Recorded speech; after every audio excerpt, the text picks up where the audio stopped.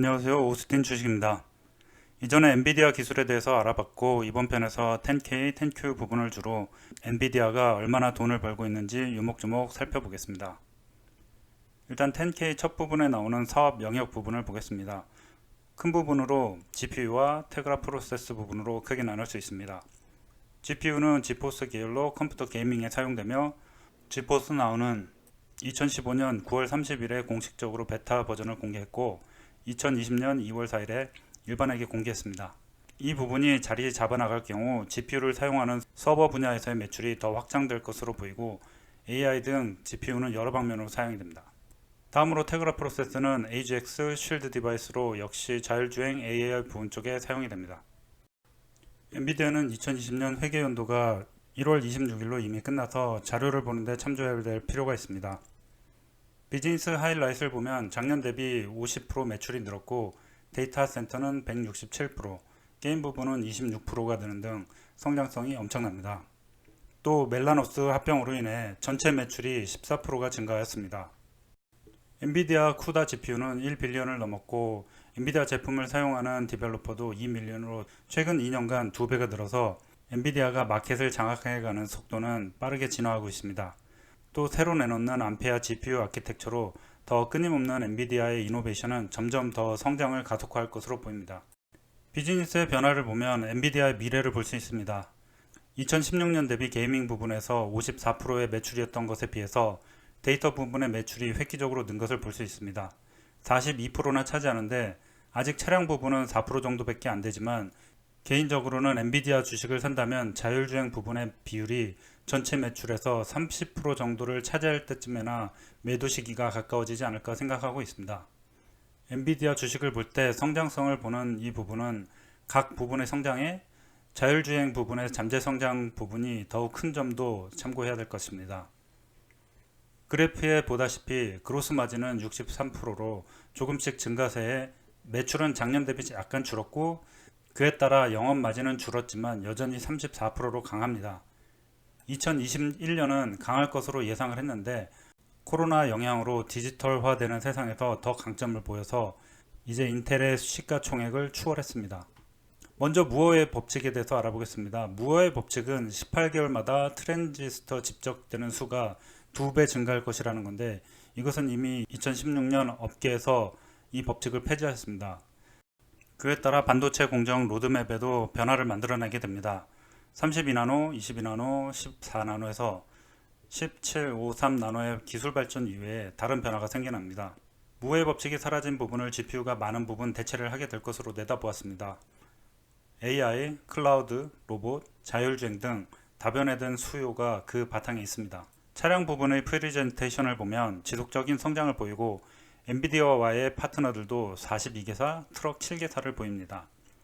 도요타, 벤츠, 볼보, 디디 등 여러 업체와의 제휴로 과연 스마트폰이 안드로이드와 애플 진영으로 나뉜 것처럼 자율주행 부분도 엔비디아와 테슬라 진영으로 나뉘게 될 것인지 흥미진진한 볼거리가 될 것입니다.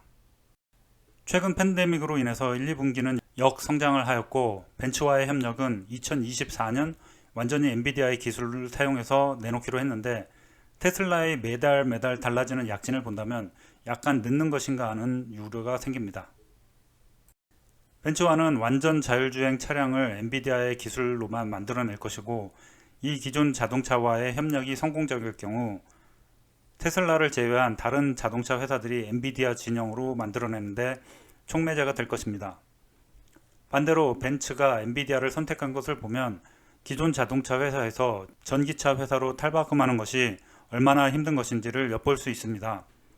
실패할지 모르는 엄청난 연구개발비를 들이는 것보다 엔비디아의 소프트웨어와 하드웨어를 선택하는 것이 간단한 선택일 수 있습니다.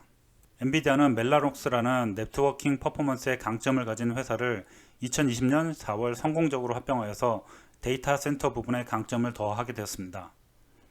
주식 퍼포먼스를 보면 S&P와 나스닥 대비 엄청난 성장을 보인 것을 알 수 있습니다. 2019년에 출렁인 것은 데이터 마이닝 부분의 매출 감소가 주가에 영향을 받은 것인데 성장주인 만큼 성장 부분의 한 축이 꺾이는 것에 대해서 얼마나 영향을 받는지 알 수 있습니다. 엔비디아의 성장 동력이 정체 혹은 감소가 있을 경우 다른 주식 대비 하락이 훨씬 클 거라는 것도 유의점으로 생각하고 분기별 재무제표를 확인해 나갈 필요가 있습니다. 5년간 순이익 계산서를 보면 2.18배의 매출이 늘었고 순이익은 거의 5배가 늘었습니다. 자산을 보면 총 자산은 2.18배, 자본은 2.73배 늘었습니다. 수익을 100%로 볼 때 매출 총이익, 즉 그로스 프라핏은 62%, 연구 개발비는 약 26%, 순이익은 25.6% 정도로 높은 수익률에 순이익만큼 연구 개발비를 지출하는 회사입니다. 재무제표를 보면 토탈 커런트 애셋, 즉 유동자산이 작년 대비 30%나 늘었고 총 자산 역시 30% 늘었습니다. 안정성을 볼 때 커런트 레이쇼, 즉 유동 비율을 보는데 유동부채 나누기 유동자산입니다. 유동이란 말은 1년 이내에 현금화가 가능한 유가 증권 등을 말합니다. 엔비디아는 7.7배로 유동자산이 엄청나게 많다는 것을 알 수 있으며 굉장히 안정적인 회사임을 알 수 있습니다. 부채 비율은 총 부채를 자기 자본으로 나눈 것인데 42%가 되어서 역시 굉장히 안정적이라고 할 수 있습니다. 자, 10Q 분기 자료를 보겠습니다. 6개월 동안 그로스 프로핏, 즉 매출 총이익은 50% 증가했고 순이익은 작년 대비 63%나 증가했습니다. 이건 정말 미친 성장입니다. 지역별 매출을 보면 대만, 미국, 중국, 아시아 비중이 비슷한 비율로 되어 있고 매출 비중은 게임과 데이터 센터가 대부분임을 알 수 있습니다. 5년간 주가 차트를 보겠습니다. 엔비디아는 20배 성장을 했고 AMD는 43배 성장을 했습니다. AMD는 2014년 리사수가 등장하기 전까지는 거의 망하는 회사였기 때문에 더 성장세가 컸던 것으로 생각됩니다.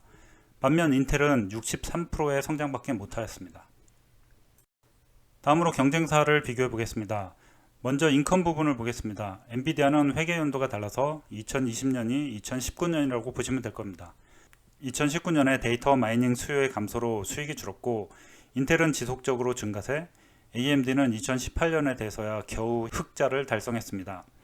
다른 두 기업에 비해서 아직 수익성으로 보면 AMD는 많이 초라해 보입니다. 자산 부채 부분을 보겠습니다. 인텔, 엔비디아 모두 지속적으로 우상향 그래프를 보이며 AMD도 2015년부터 성장세를 보입니다. 다음 현금 흐름을 보겠습니다. 현금 흐름은 세 부분으로 나뉘는데 오퍼레이팅 부분, 즉 사업을 통해서 현금을 얼마나 벌어들이는지, 인베스팅 부분으로 투자로 얼마나 돈을 지출하는지인데 엔비디아는 멜라녹스 인수로 인해 2019년에 그래프에 변화가 있었습니다. 인텔의 경우에 오퍼레이팅 부분 현금 흐름이 계속 증가하고 인베스팅으로 지출을 계속하고 있습니다. AMD는 오퍼레이팅 부분으로 2019년 흑자를 많이 냈지만 역시 규모가 많이 작음을 알 수 있습니다. 다음으로 마진율을 보겠습니다. 엔비디아는 25% 이상의 안정적인 수익률을 보이고 인텔은 2016년까지 감소를 보이다가 최근 성장세로 바뀌어서 30%대를 유지하고 AMD도 2017년도부터 성장세를 늘려가지만 10%가 되지 않아 상당히 아쉬운 부분입니다. ROE는 엔비디아가 2019년 부진해서 24% 정도이지만 올해는 45%대를 다시 달성할 수 있지 않을까 생각합니다. 인텔은 26%가량, 반면에 AMD는 아직도 12%에 불과해서 상당히 낮은 ROE를 보입니다. AMD는 인텔과의 CPU 부분 경쟁에서 지속적인 우위를 달성하느냐가 향후 주가에 많은 영향을 끼칠 것으로 보입니다. 자, 다음으로 투자해야 되나를 보겠습니다. 총 점수는 4.5점을 주었고요. 성장성을 먼저 보겠습니다. 별 5을 주었습니다. 5년간 4.55배 순이익이 성장됐고 순이익률은 26%에 이릅니다. 2020년 반기 수익만 봐도 63%가 증가를 했습니다. 안정성을 보겠습니다. 별 5이고요. 유동 비율은 7.7배로 상당히 높습니다. 부채 비율은 50%가 안되는 42%밖에 되지 않습니다. 이즈크도 역시 별 5을 주었고요. 성장 둔화 시에 주가 하락이 좀 심할 것으로 생각됩니다. 그리고 경쟁 심화되는 가능성이 있는데 이 부분에 대해서 얼만큼 엔비디아가 선전을 하느냐에 따라 달라질 것으로 보입니다. 가격 지표를 보겠습니다. 별 3을 주었고요. PER, PBR, PSR 모두 높은 편입니다. PER은 101배가 되었고 PBR은 25배, PSR은 26배가 됩니다. 많이 높은 편입니다. 경쟁 우위로도 다 별 5을 주었습니다. 데이터 센터, 자율주행차 개발, AI 개발 이 부분에서 모두 앞서감으로 별 5을 주었습니다. 총 점수는 4.5점을 주었고요. 그래서 수익성을 함께 담보해 나가는 성장주로 4차 산업을 이끌어 나가는 주식이라고 볼 수 있습니다. 암 기업의 합병까지 남아 있어서 향후 어떻게 되는지가 주가에 변동성을 주는 부분으로 남을 것 같습니다. 긴 영상 봐주셔서 감사합니다.